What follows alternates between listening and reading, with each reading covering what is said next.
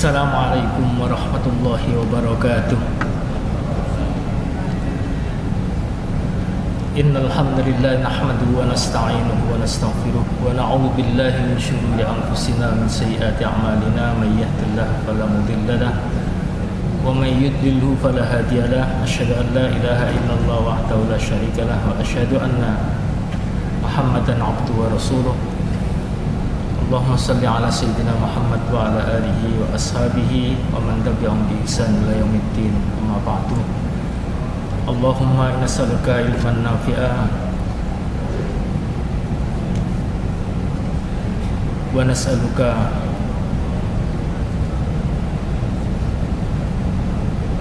rizqan wasi'a wa amalan mutaqabbala. Rabbana zidna 'ilman wasi'lana fi rizqina. Rabbana atina fid dunya hasanah wa fil akhirati hasanah wa qina adzabannar. Para jamaah yang saya hormati, alhamdulillah malam hari ini kita bisa bertemu kembali seperti biasanya pada hari Kamis keempat bersama dengan saya. Kita kaji kitab Riyadhus Shalihin. Kenapa kita kaji kitab ini? Supaya memudahkan kita di dalam memandu, dalam mengetahui tema-tema, karena sudah disiapkan oleh penulis kitab ini, yakni Al-Imam An-Nawawi. Pada malam hari ini kita melanjutkan pertemuan yang lalu. Yang lalu kita sudah membahas pembukaan yang disampaikan oleh Imam An-Nawawi. Alhamdulillahil wahidil qahhar. Nah, sekarang kita lanjutkan Al-Azizul Ghaffar, yang Asmaul Husna yang dikutip oleh Imam An-Nawawi adalah Al-Aziz. Al-Aziz itu adalah nama Allah yang biasa diartikan dengan yang maha mulia. Tetapi Al-Aziz juga maha kuat atau maha perkasa.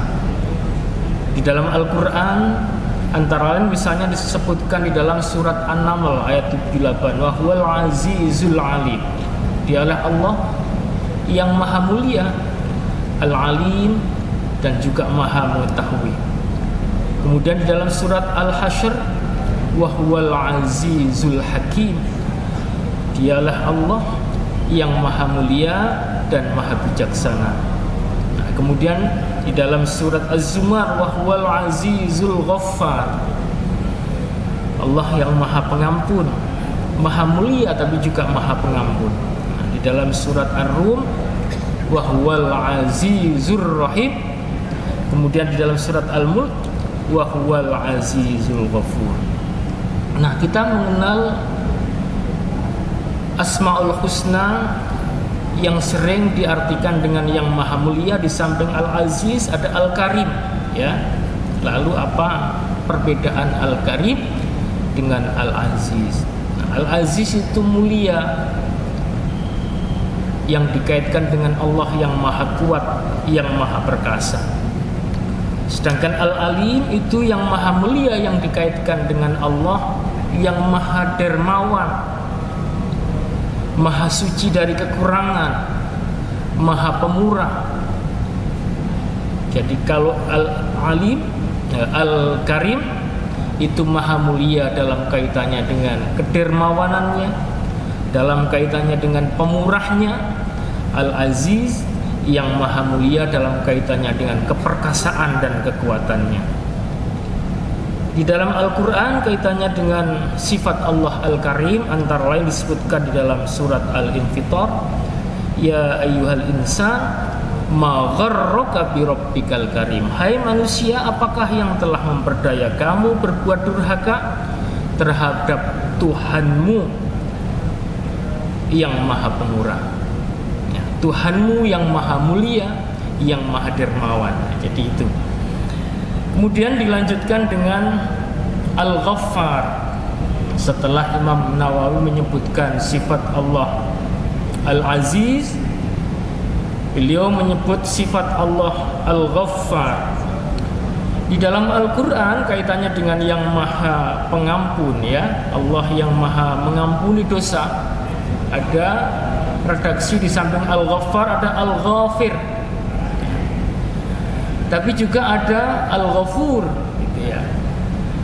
Misalnya Al-Ghaffar di dalam surat Toha, wa inni laghaffarun liman taba wa amana wa amila sholihan summa tada. Jadi wa inni, dan sesungguhnya aku laghaffarun, maha mengampuni dosa, liman taba, bagi siapapun yang bertaubat, mohon ampun atas dosa yang dimiliki, wa amanah, dan beriman, wa amila sholihan, kemudian mengerjakan amal soleh, summah tada, kemudian tetap di dalam petunjuk. Para ulama memaknai Al-Ghaffar itu Allah mengampuni kepada manusia terhadap dosa-dosanya sekalipun manusia itu melakukan dosa berulang-ulang. Karena manusia itu adalah makhluk Allah yang tidak bisa terbebas dari perbuatan dosa kecuali para rasul yang maksum. Tetapi Allah punya sifat Ghaffar sekalipun manusia itu punya potensi melakukan dosa. Sehingga dikatakan oleh Rasulullah, kullu bani Adam khata'un, setiap anak Adam itu potensial melakukan kekeliruan. Jadi kalau ada anak Adam yang keliru, ada manusia yang keliru, tentu itu adalah memang karakteristik manusia. Sehingga disebutkan di dalam satu ungkapan yang biasa kita dengar itu, al-insan mahallul khata' wan nisyan. Manusia itu adalah memang tempatnya salah dan lupa. Jadi kalau manusia itu salah, ya itu manusiawi, tetapi Allah memberikan sarana bagi yang melakukan kesalahan kepada Allah, maka wa khairul khata'in, kata Rasulullah, sebaik-baik orang yang melakukan kekeliruan atau salah kepada Allah, maka at-tawwabun, dia bertaubat atas kesalahan yang dipunyai. Karena itu di Al-Quran ditegaskan, ini sesungguhnya aku laghaffarun, benar-benar akan maha mengampuni dosa, liman taba, bagi orang yang punya dosa lalu bertobat. Diikuti dengan wa amanah, dengan keimanannya, wa amila sholihan, mengerjakan amal soleh, summah tada, kemudian tetap di dalam petunjuk Allah. Kemudian sifat Allah yang terkait dengan maha pengampun ada dengan redaksi Al-Ghafir. Al-Ghafir itu biasa dikaitkan dengan dosa yang telah lampau. Allah mengampuni dosa-dosa yang lampau. Ghafiriz dzambi wa qabilut taubi syadidil qabdit taul. Ini dalam surat Ghafir. Allah yang maha mengampuni dosa-dosa yang lampau, menerima taubat, lagi keras hukumannya, serta yang mempunyai karunia. Dzit taul, gitu ya. Jadi itu kaitannya dengan sifat Ghaffar, Ghafir. Kemudian satu lagi kaitannya dengan sifat pengampun ini, Al-Ghafur wa huwal ghafurul wadud. Misalnya di dalam surat Al-Buruj ayat 14, wa huwa, dialah Allah, Al-Ghafuru, yang maha pengampun, Al-Wadud, lagi maha pengasih. Jadi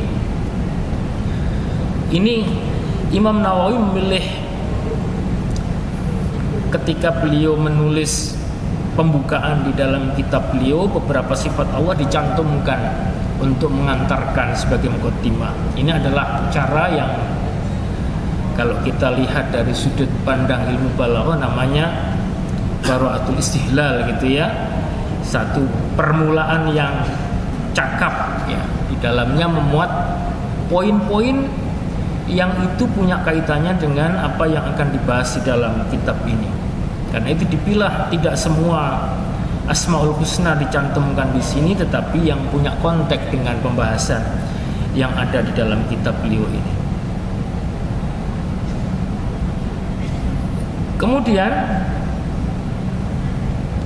dilanjutkan oleh beliau, mukawwiril laili 'alan nahar. Ya, sifat Allah adalah mukawwiril laili 'alan nahar, yang menutupkan malam atas siang atau masukkan malam atas siang. Ini diambil dari firman Allah surat Az-Zumar ayat 5, khalaqas samawati wal arda bil haqq. Allah itu yang menciptakan langit dan bumi dengan hak, dengan benar. Kemudian yukawwirul laila 'alal nahar, memasukkan malam atas siang, wa yukawwirun naharu 'alal lail. Kemudian sebaliknya memasukkan siang atas malam, artinya ada satu pergantian, siang menjadi malam, malam menjadi siang. Itu semua adalah Allah yang mengendalikan. Wa sakhkhara asy-syamsa wal qamar, kemudian Allah menundukkan matahari dan bulan. Kullu yajri li ajalin musamma, semua itu beredar sesuai dengan waktu yang ditentukan. Sehingga dengan cara itulah manusia mengetahui adadas sinin wal hisab, jadi hitungan tahun dan hisab. Jadi di dalam surat Yunus itu wallazi ja'ala syamsa diya'an wal qamara nuran wa qaddarahu manazila lita'lamu adadas sinina wal hisab. Ini satu keterkaitan dengan ayat wasakhra syamsa wal qamar kullu yajri li ajalin musamma Allahul azizul ghaffar. Tutuplah kalimatnya di dalam ayat ini dengan dialah yang maha mulia lagi maha pengampun. Kemudian diambil oleh Imam Nawawi mukawwiril laili 'alan nahar. Allah itu mukawwiril karena beliau yukawwirul laila 'alan nahar, sehingga Allah itu mukawwiril laili 'alan nahar, yang memasukkan atau menutupkan malam atas siang. Untuk apa itu? Hikmahnya di balik itu, kata Imam Nawawi, tazkiratan, menjadi pengingat, liulil qulub, bagi orang-orang yang punya hati, wal absar, dan punya penglihatan. Kemudian tabsiratan, menjadi pelajaran, lidzawil albab, bagi orang yang punya akal, wal i'tibar, dan perhitungan. Artinya apa? Allah menciptakan siang dan malam, menciptakan pergeseran waktu, menciptakan perputaran bumi, matahari, dan sebagainya. Itu semua adalah tazkirah. Tetapi tidak semua orang bisa mengambil tazkirah, tidak semua orang bisa mengambil pengingat. Juga tabsirah, menjadi pelajaran, tapi tidak semua orang bisa mengambil pelajaran tentang itu.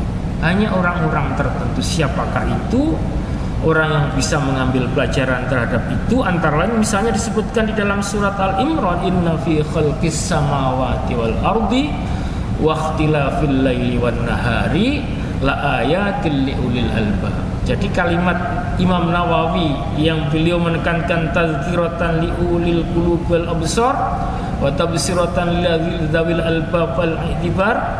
Jadi tazkiratan liulil qulub itu diambil dari ayat ini. Surat Ali Imran ayat 190 sampai dengan 191 ya.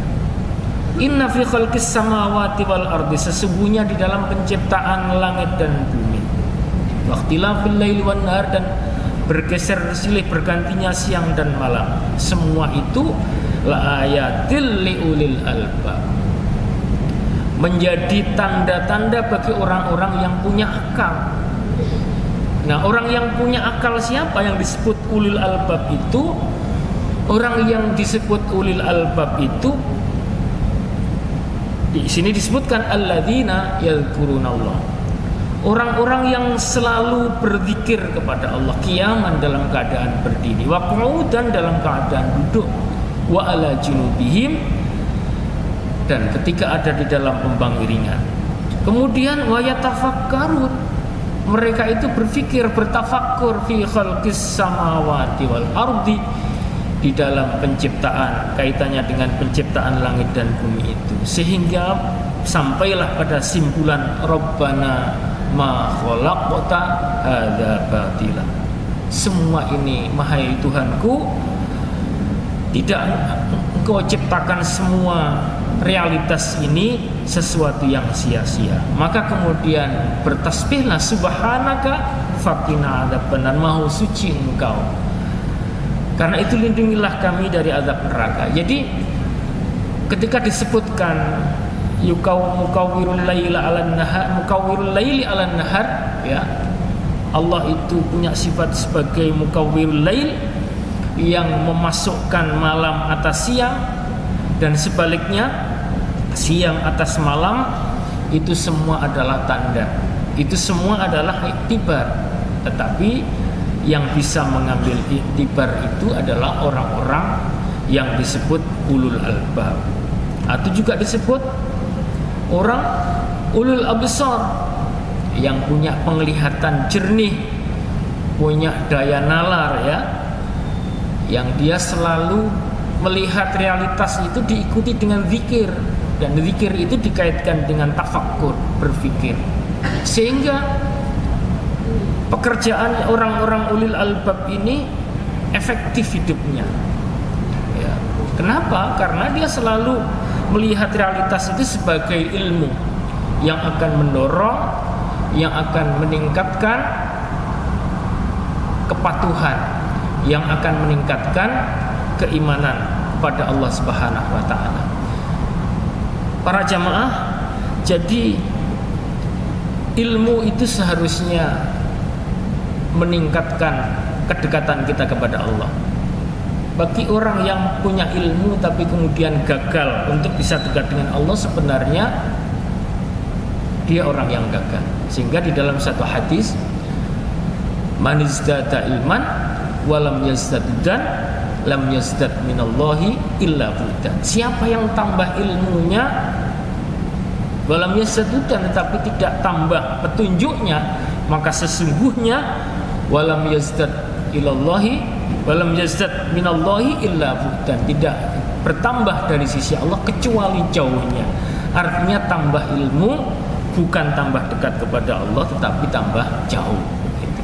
Nah, jadi ini yang tentu gagal paham, ya.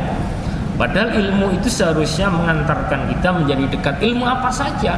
Ketika kita belajar misalnya di sains, ya, kita belajar ilmu fisika. Semakin mendalami ilmu fisika, kita akan menemukan realitas-realitas. Misalnya ada keteraturan di dalam realitas itu, sehingga kemudian bisa dirumuskan menjadi satu rumus fisika, ya. Ada gerakan, ada kecepatan, ada percepatan dan sebagainya. Ada gravitasi, ada gaya, ada energi potensial, ada energi kinetik, yang semua itu bisa dirumuskan oleh para ilmuwan. Itu semua ada kaitannya dengan Allah, sehingga itu semua sebenarnya adalah tadhkirah. Itu semua adalah tabsirah. Nah, jadi begitu. Tabsirah artinya pelajaran, tadhkirah artinya pengingat bagi kita semua, sehingga kita menjadi lebih dekat kepada Allah. Semua itu adalah sebagai tanda eksistensi wujudnya Allah Subhanahu wa taala. Kemudian siapa orang yang disebut sebagai orang yang ulil albab itu atau ulil absar itu?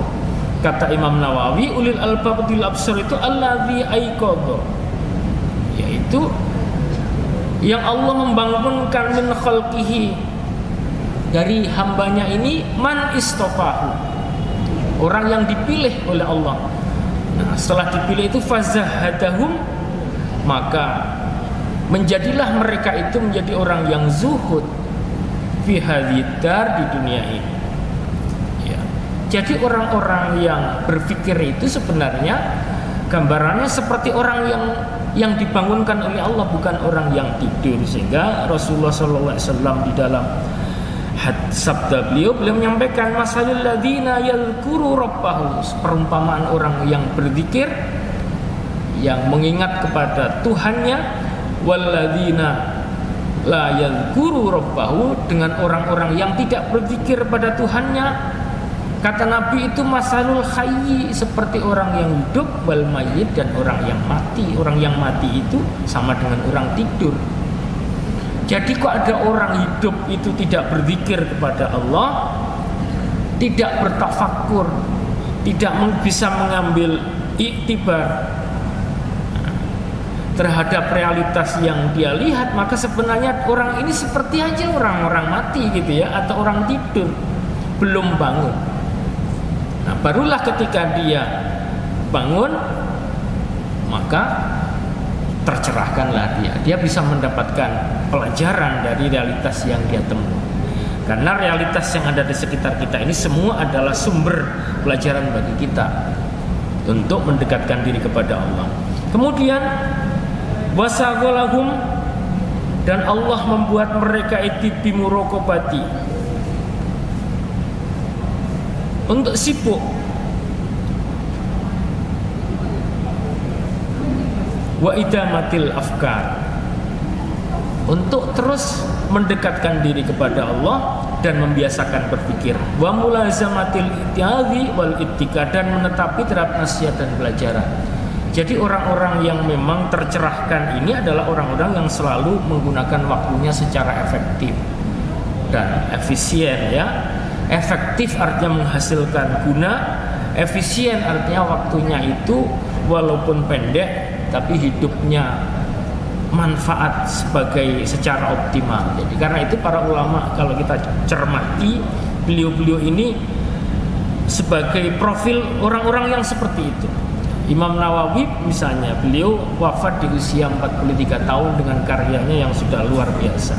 Imam Ghazali adalah seorang ulama yang wafat di usia 53 tahun, artinya belum sampai 60. Beliau sudah wafat dengan karyanya yang luar biasa. Itu pun dihitung dari hitungan hijrah. Apalagi kalau dihitung dengan hitungan Masehi mungkin lebih pendek lagi usia beliau. Tetapi hidupnya sangat optimal, sangat berkah. Dia meninggalkan warisan yang luar biasa sehingga bisa kita nikmati sampai sekarang karya-karya beliau berupa tulisan yang bermanfaat. Kemudian dilanjutkan wa waffaqahum, Allah memberikan pertolongan lidakbi fit ta'ah, kepada orang-orang yang dipilih tadi itu agar dapat membiasakan dalam ketaatan. Wa ta'ahubi lidaril qaror, dan bersiap siaga menuju kehidupan akhirat yang kekal. Semua itu sebenarnya adalah pertolongan Allah. Jadi ketika kita menjadi orang yang bisa mencermati, menjadi orang yang bisa mengambil pelajaran, itu hakikatnya adalah pertolongan dari Allah. Karena itulah kita diminta untuk membaca haulah. Nah, la haula wala quwata illa billah. Karena itu kata Ibn Abbas, la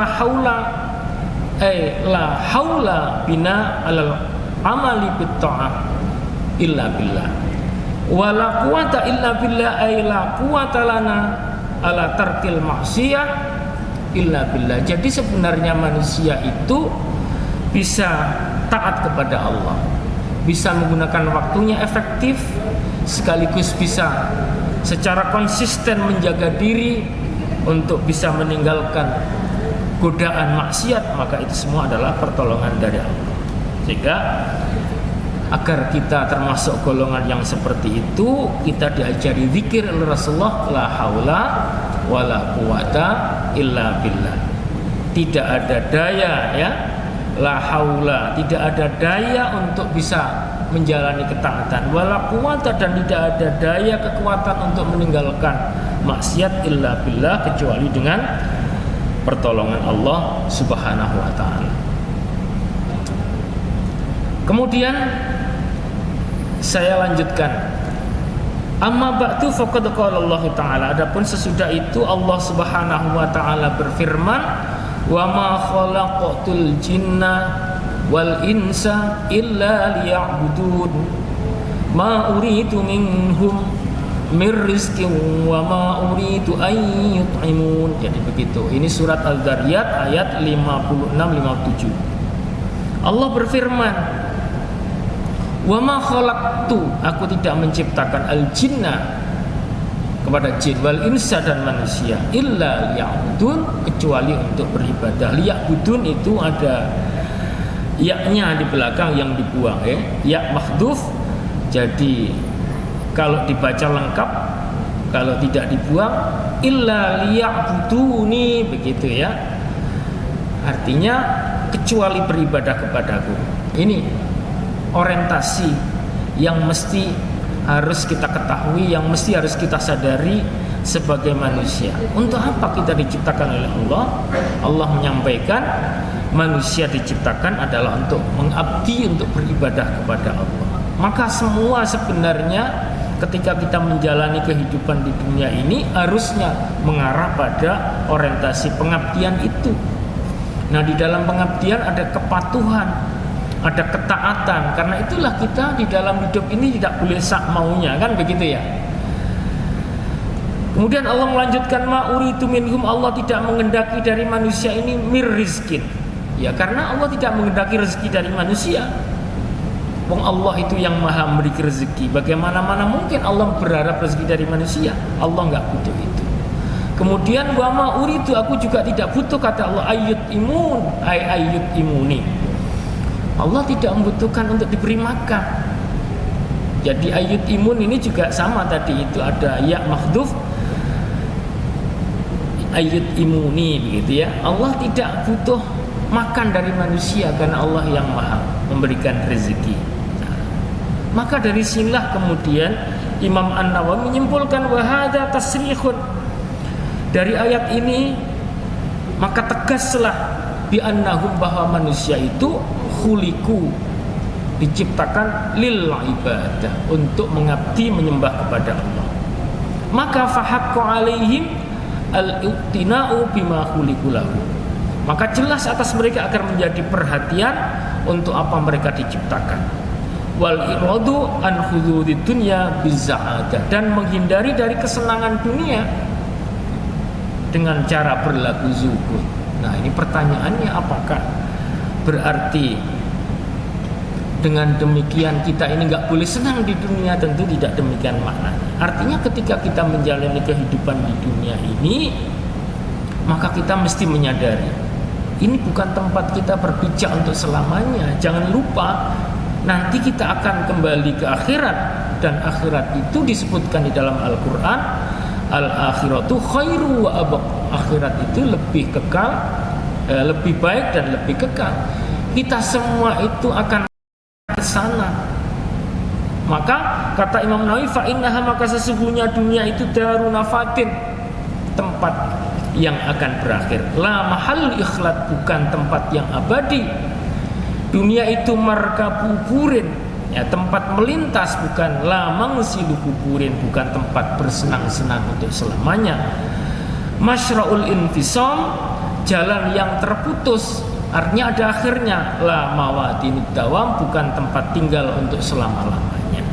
Maka Rasulullah SAW menyampaikan di dalam satu riwayat yang juga diriwayatkan Imam Bukhari, kun, jadilah kalian fit dunia, di dunia ini, ka'annaka gharib, seperti orang asing, au abirus sabil, atau seperti orang yang sedang bepergian atau musafir, ya, pengembara gitu ya. Jadi ini orientasi hidup ini yang perlu kita bangun. Kenapa? Ketika kita salah di dalam menentukan hidup, maka banyak orang yang terlena gitu ya. Kenapa orang itu melakukan korupsi misalnya ya? Kenapa orang itu melakukan korupsi?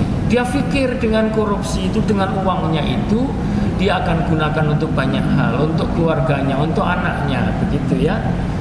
Dia pikir bahwa semua itu akan dia bisa nikmati. Dia pikir bahwa semua itu tidak ada pertanggungjawabannya, tidak ada konsekuensi hukumnya, lempeng saja. Sehingga ketika dia melakukan itu tanpa menyadari, yang penting akhirnya bermain-main gitu ya, bermain-main dengan data, bermain-main dengan macam-macam gitu ya. Diberikan amanah oleh Allah sebagai seorang pejabat, kemudian bermain-main dengan data, bermain-main dengan angka dan seterusnya ya, markup dan seterusnya. Itu yang dia lakukan. Kenapa? Karena dia tidak berpikir ke depan, orientasi hidupnya kejebak. Karena di Al-Quran disebutkan dunia itu memang mata'ul ghurur, perhiasan yang kadang-kadang menipu kita gitu ya. Banyak orang yang kemudian ketika tidak berpikir, maka akan terlena, akan terkecoh itu. Maka kata Imam Nawawi, walihada, oleh karena itu, karena al-aikadu min ahliya, orang yang di dunia yang dalam keadaan bangun tadi itu, yaitu adalah hum al-ubad, orang yang beribadah, orang yang mengabdi kepada Allah. Setiap tindakannya itu diorientasikan untuk mengabdi kepada Allah. Artinya apa? Menjalani perintah itu loh di dalam kehidupan ini. Kita bekerja, iya, Tapi di dalam pekerjaan itu ada aturan, ada peraturan, ada halal haram di situ. Berpikir boleh inikah dilakukan atau tidak boleh.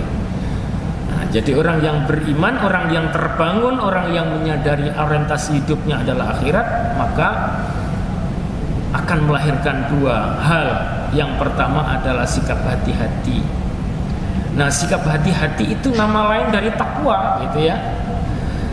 Jadi takwa itu adalah sikap hati-hati itu. Karena itu Ubay ibnu Ka'ab itu ditanya oleh Umar tentang takwa. Wahai Ubay, jelaskan kepadaku tentang takwa. Apa kata Ubay? Takwa itu seperti orang berjalan di jalan tanpa alas kaki, jalannya banyak durinya.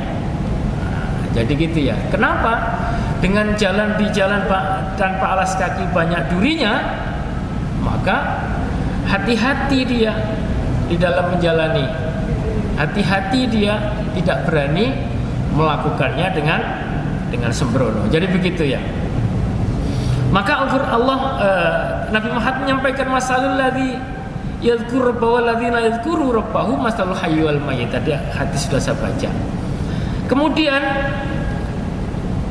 di dalam surat Al-Hadid Allah menggambarkan sabiqu ila maghfiratin mir rabbikum, berlomba-lombalah kalian untuk mendapatkan ampunan dari Tuhan. Kenapa? Wa jannatin arduha ka'ardis samawati wal ardh. Surga Allah itu luasnya seperti luas langit dan bumi, yang itu uiddat lil ladzina amanu billahi wa rasulih. Di dalam surat Al-Imran disebut uiddat lil muttaqin. Nama lain dari muttaqin itu amanu billahi wa rasulih.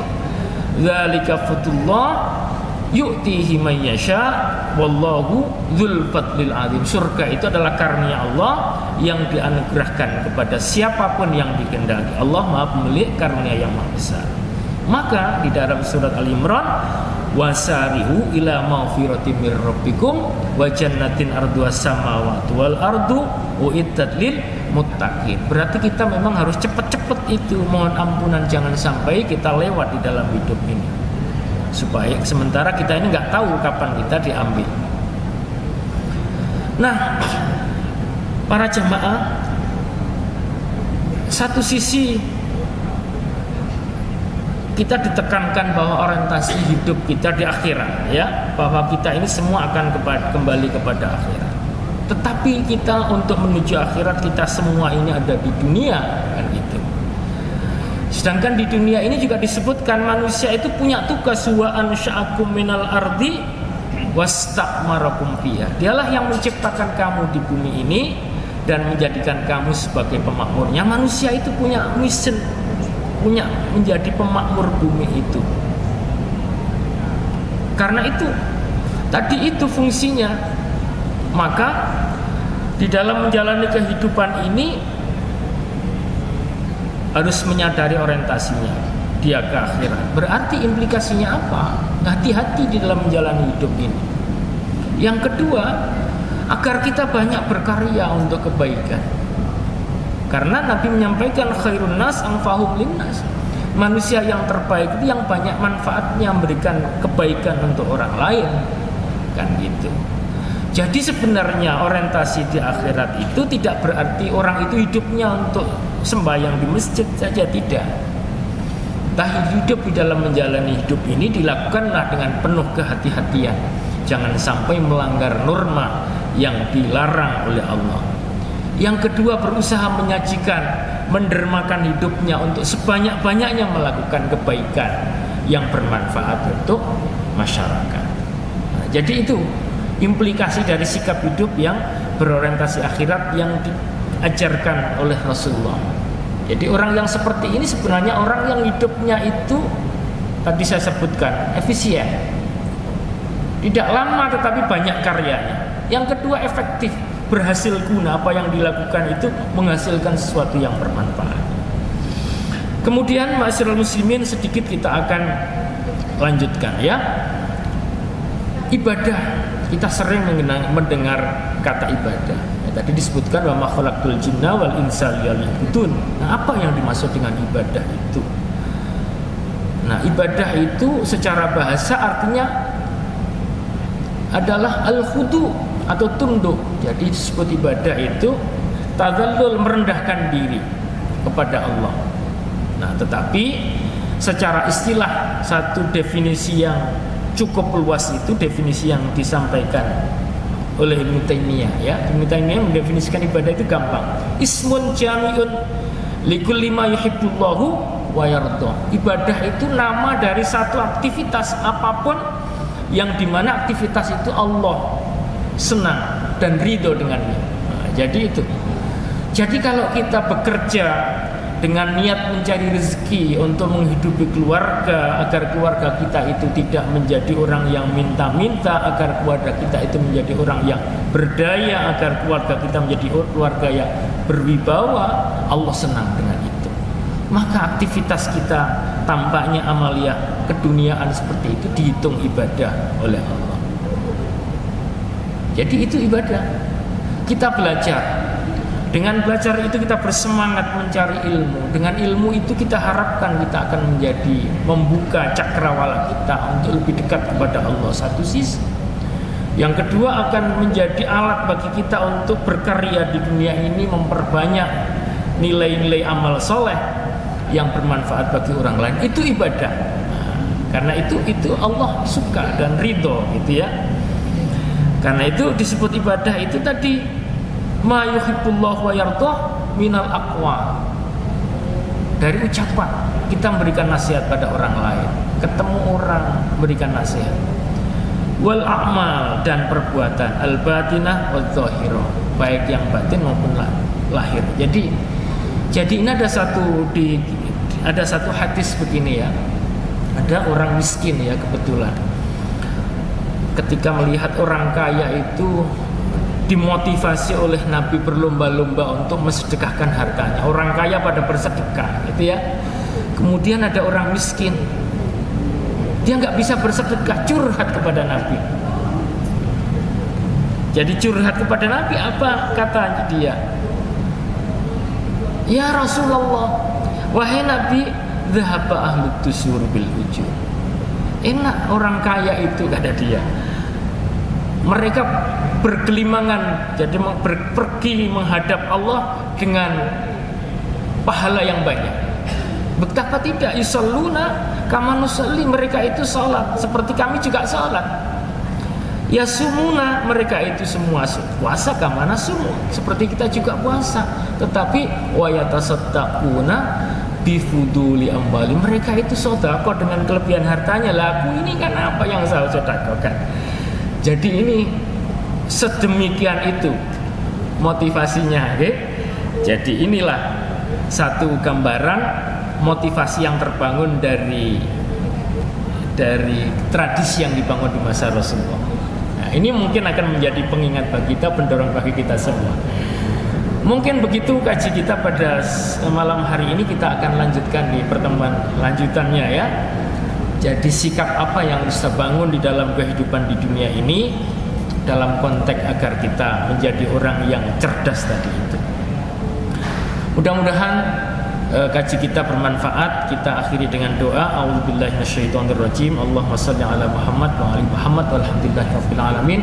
Allahumma anfa'na bima 'allamtana wa 'allimna ma yanfa'una wa zidna ilma walhamdulillahi ala kulli hal. Allahumma inna na'udzubika min ilmin la yanfa' wa amalin la yurfa' wa ilmin la Allahumma inna min ilmin la yanfa' qalbin la yakhsha wa amalin la yurfa'. Rabbana atina fid dunya hasanah wa fil akhirati hasanah wa qina adzabannar.